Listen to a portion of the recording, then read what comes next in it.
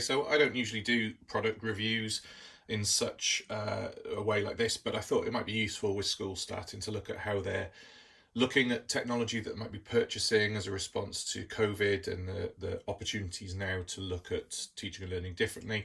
And this is the Combo Touch keyboard that comes from Logitech, and I thought it'd be quite useful to have a look at what it does, how it works, etc., just to help people if they're making informed decisions. I know that there's lots of discussion at the moment around wanting to merge the creativity element of iPads, but also still have that opportunity to do written work and the possible need for a keyboard. So let's just take a look at what you get and how it works together. So comes nicely packaged, obviously, as all things do these days. And when you take it out of the box, comes in two parts. So we have our keyboard, and then we have the main kind of the bit that the iPad attaches to with a stand as well, and a place at the top to put your Apple Pencil in, which can be really, really useful. So let's take a look at how that all goes together with the iPad 7th generation.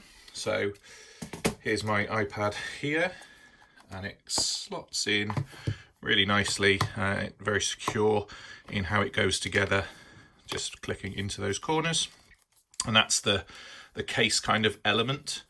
And then we simply have a magnetic keyboard which will just connect just by clipping onto the bottom there.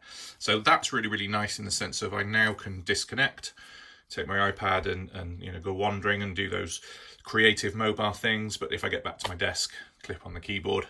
And then how this works then is on the back, we have this flap. I'll just take this element off.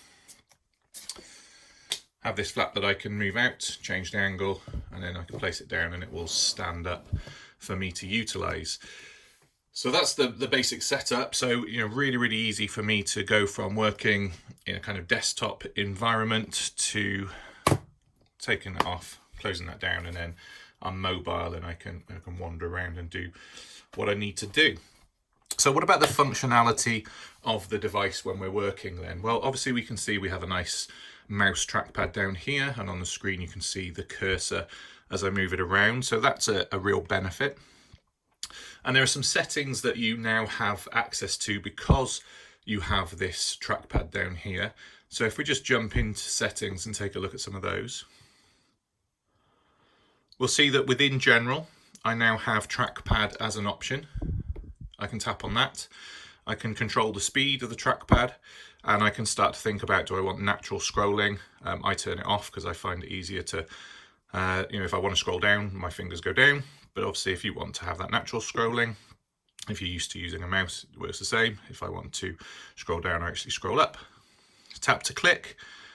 Obviously, I can tap and have that click, but I can also just tap on the screen as well. So if I turn that on, rather than having to sort of do a hard press, I can just click. And again, personal settings. That's the great thing about iPad, is it's designed for you and your accessibility needs to be a very personal touch. Okay, so as a functioning tool then, just to be able to navigate my device, a couple of just quick tips. If I drag all the way to the bottom of the screen and scroll down, I'll get my dock appear. If I do that again, I go back to my home screen, so no need to touch the home button. I can navigate those things. What's nice is obviously as the cursor hovers over those apps, they highlight so I can see what I'm focusing on throughout. Similarly, if I swipe left and swipe right, I can move between the screens. And there are lots of other functions within each app which will give you specific control for different things. But like I said, I think the real neat function of this is that everything's in one place.